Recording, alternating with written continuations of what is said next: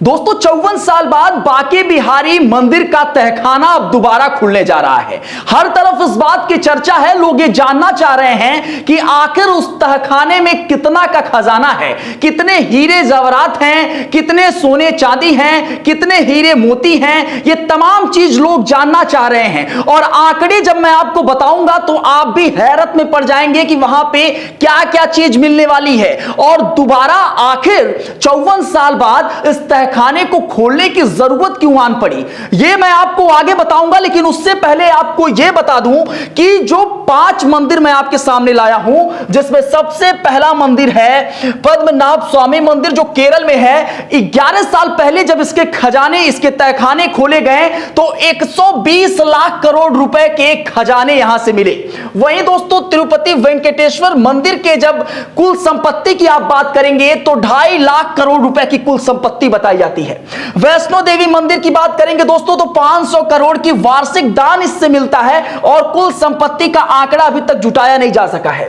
दोस्तों शिरडी साई मंदिर बाबा की बात अगर करेंगे तो 50 करोड़ के आभूषण हैं और 2000 करोड़ रुपए की संपत्ति बताई जाती है। जगन्नाथ मंदिर की अगर बात करेंगे दोस्तों तो हजारों करोड़ रुपए की संपत्ति बताई जाती है, जहां पे सोना 200 किलोग्राम, आभूषण, भूमि के अंदर बहुत अधिक चीजें, हीरे जवाहरात, ये सारी चीजें जो है इस 5 मंदिर के बारे में हैं। और अब जब बांके बिहारी मंदिर का तहखाना दोबारा खुलने जा रहा है तो उसमें क्या क्या है, चलिए देर ना करते हुए आपको तुरंत बता दिए चलते हैं। दोस्तों बहुत सारी रिपोर्ट में अलग अलग दावे किए जा रहे हैं, लेकिन ये जो मैं आपके सामने लाया हूं उसका एक समावेशी विश्लेषण है। दोस्तों बताया यह जा रहा है कि हजारों फन वाले चांदी का शेषनाग, बहुत सारे, 1 किलो चांदी का आप रेट इस समय आप सोचिए, आकलन करिए कितना अधिक है, लाख रुपए पार जा रहा है। उस हिसाब से हजारों फन वाला चांदी का शेषनाग कई अलग अलग तरीके का ये वहां पे मौजूद हो सकता है। सोने की मोरनी का हार जो बहुत बेशकीमती है और बहुत दुर्लभ तरीके का, ये एक तरीके से कह सकते हैं आभूषण है, ये वहां पे मिलने की बात कही जा रही है। स्वर्ण कलश में नवरत्न की बात कही जा रही है बहुत अधिक मात्रा में,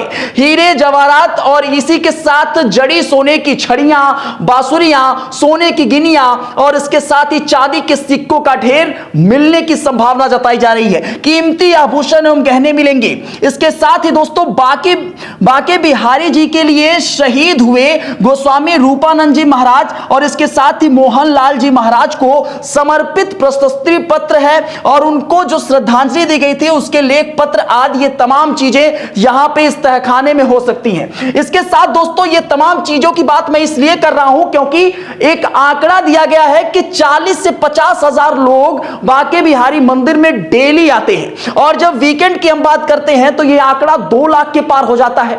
और उसी के साथ अगर त्योहारों पे हम एनालिसिस करते हैं तो 5 लाख की भीड़ हो जाती है। अब आप सोचिए कि 5 लाख लोग जो है वो कितने दान चढ़ाते होंगे। ये सारे पैसे वहीं पे जाते हैं, उसी तहखाने में जाते हैं। कोई अगर कुछ भी उस पे दान करता है, बेशकीमती वस्तुएं दान करता है, सोने चांदी आभूषण दान करता है, तो उसी तहखाने में जाते हैं। और 54 साल पहले यह तहखाना खुला था और 54 साल में कितने दान किए गए होंगे इसका आंकड़ा आप सहज ही लगा सकते हैं। दोस्तों आपको बता दिए चलते हैं कि ये जो मंदिर है यहां पे अंग्रेजों ने इस खजाने पर जो है डेरा डालने की कोशिश की थी, इस खजाने को लूटने की कोशिश की थी और सही अगर कहें तो कुछ हद तक वो लोग कामयाब भी हो गए थे। दोस्तों हुआ यह था कि 1926 में बांके बिहारी मंदिर में खजाना लूटने के लिए एक गैंग आया अंग्रेजों का, ब्रिटिशर्स का, और उन्होंने जब इसमें इन्वॉल्व हुए चोरी में तो तकरीबन 3 से 4 लोग इस गैंग के कामयाब भी हो गए उस खजाने को लूटने के लिए।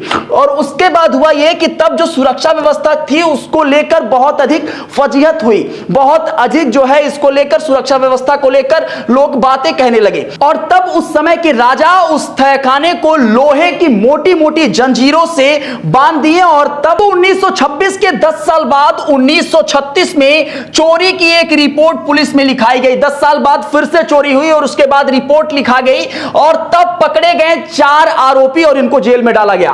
तो दोस्तों आपको बताऊं कि जब ये सारी चीजें हुई, सुरक्षा व्यवस्था को लेकर लगातार सवाल उठने लगे, तो उस समय के राजा तहखानों को लोहे की मोटी मोटी जंजीरों से बांध दिए और उसके बाद उसमें पूरी तरीके से प्रतिबंध लगा दिया।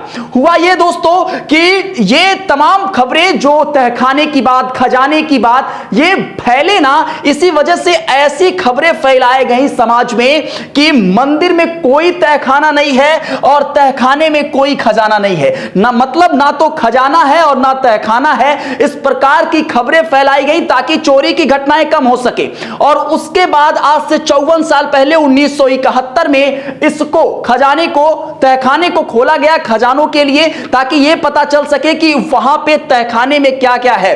और उसको लेकर पूरी तरीके से उसको एक, ये कह सकते हो, उसकी सूची बनाई गई। सूची बना के वो सारी चीजों को बैंक लॉकर में जमा किया गया और अभी भी उसके बारे में पूरी तरीके से खुलासा नहीं हो पाया है। लेकिन अब एक बार फिर से 54 साल बाद अब उस मंदिर के तहखाने को खोला जा रहा है, तो उसको लेकर बहुत सारे लोग अलग अलग चर्चाएं कर रहे हैं कि क्या क्या मिलने वाला है। दोस्तों इसके साथ आपको बता दूं कि कैसे, कहां पर चढ़ता है बेशकीमती खजाना या फिर चढ़ावा। दोस्तों ये मंदिर देखिए, ये आपको साफ तौर पे ये मंदिर नजर आता होगा बांके बिहारी का, और आपको 2 स्तंभ नजर आते होंगे, ये और ये। दोस्तों यहां पे आप देखेंगे तो आपको एक मोखा दिखाई देगा। इसी मोखे से जो बेशकीमती वस्तुएं होती हैं उनको अंदर भेजा जाता है या फिर डाला जाता है, जो दान या चढ़ावे की जो मिली होती हैं। दोस्तों आपको बताऊं कि ये जो आप तस्वीरें देख रहे हैं, ये तहखाने की अंदर की तस्वीरें हैं कि ये अंदर जो है इसी तरीके से असरफियां, सोने चांदी, हीरा मोती, तमाम चीजें इसी तरीके से पड़ी हुई हैं।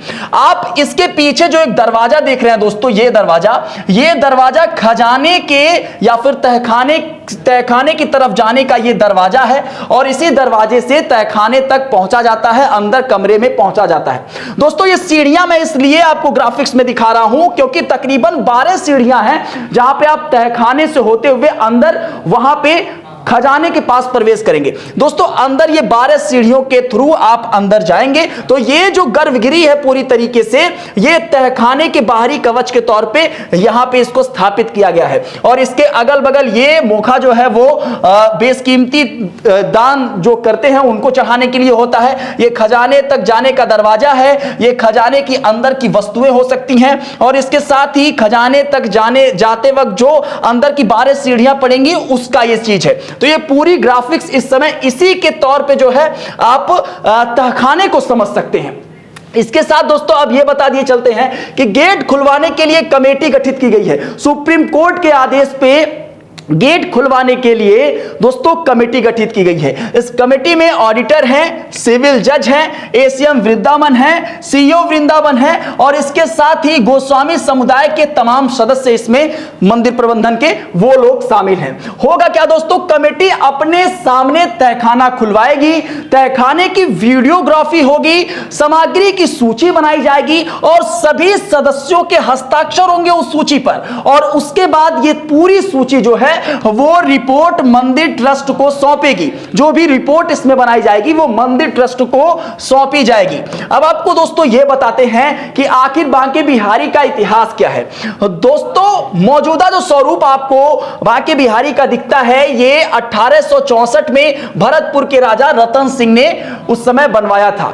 राजा ने खजाने को सुरक्षित रखने के लिए मंदिर के नीचे एक तहखाना बनवाया था। हालांकि ये बातें जो है वो सार्वजनिक तौर पे लोगों के बीच नहीं आने देना चाहते थे क्योंकि इससे चोरी और तमाम प्रकार की घटनाएं बढ़ जाती। दोस्तों आखिरी बार 1971 में यह तहखाना खोला गया था। खजाने वाली कीमती वस्तुओं की लिस्ट बनाकर बैंक लॉकर में उसे जमा करवा दिया गया था। 2004 और 2002 में दोस्तों इसको खोलने की भी कोशिश की गई। इस तहखाने को 2002 और 2004 में खोलने की कोशिश की गई मंदिर प्रबंधन के द्वारा, लेकिन मंजूरी जो है उस समय नहीं मिल पाई, इसी वजह से इसको खोला नहीं गया। दोस्तों 54 साल बाद अब इसको खोला जा रहा है तो कोई बहुत विशेष कारण ही होगा तभी इसको खोला जा रहा है। क्या विशेष कारण है? विशेष कारण यह है दोस्तों कि अगर आप इस समय बांके बिहारी मंदिर जाएंगे और त्योहारों के सीजन में जाएंगे तो आपको बहुत अधिक भीड़ का सामना करना पड़ेगा, क्योंकि बहुत अधिक लोग इकट्ठा होते हैं, गैदरिंग होती है, तो इस वजह से बहुत अधिक दिक्कत होती है। और 2022 में हुआ यह था दोस्तों कि 2022 में बांके बिहारी मंदिर में दर्शन करने गए लोग जब भगदड़ हो गई थी वहां पे, तो कई लोगों की जान जाने की भी खबरें थी।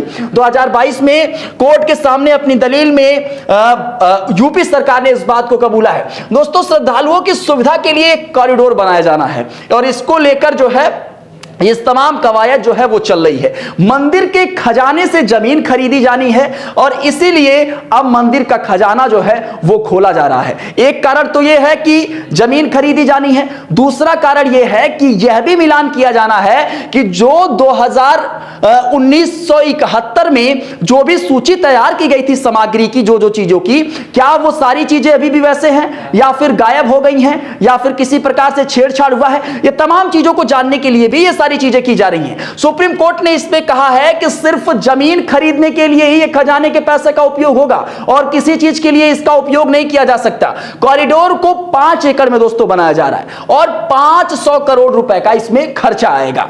इसी के साथ जो है ये 500 करोड़ इसलिए खर्चा आ रहा है क्योंकि जमीन अधिग्रहण के लिए जो 5 एकड़ की जमीन ली जा रही है उसमें किसी का घर पड़ेगा, किसी की जमीनें पड़ेंगी, तो उनको मुआवजा देने के लिए ये किया जा रहा है। 2022 में दोस्तों यूपी सरकार ने हाई कोर्ट में यह दलील दी कि भीड़ कंट्रोल के लिए कॉरिडोर बनाना जरूरी है और इसी के वजह से अब बांके बिहारी मंदिर का जो तहखाना है, जिसको तोशखाना कहते हैं, वो अब खोला जा रहा है। हो सकता है कुछ दिन में खुल जाए और उसके बाद ये देखना बहुत दिलचस्प होगा दोस्तों कि वहां से कितना खजाना मिलता है, क्या क्या मिलता है। और वैसे भी दोस्तों इसके पिछले साल 2024 में जब पुरी के एक जगन्नाथपुरी के मंदिर का तहखाना खोला गया तो वहां से जो चीजें मिली वो भी हैरान करने वाली थी। और वहां पे जो खजाने थे उनको ले जाने के लिए लकड़ी के बड़े बड़े जो है ठेलों का इस्तेमाल करना पड़ा। तो आप सोच सकते हैं कि अब बांके बिहारी के तहखाने खुलने जा रहे हैं तो इससे खजाने कितने बड़े लेवल पे निकलकर सामने आ सकते हैं और इससे आपकी आंखें भी चौंधिया सकती हैं। वैसे इस खबर पर आपकी क्या राय है, अपनी प्रतिक्रिया दीजिएगा। बने रहे मीडिया लैंड नेटवर्क के साथ, मैं था आपके साथ विक्की सिंह।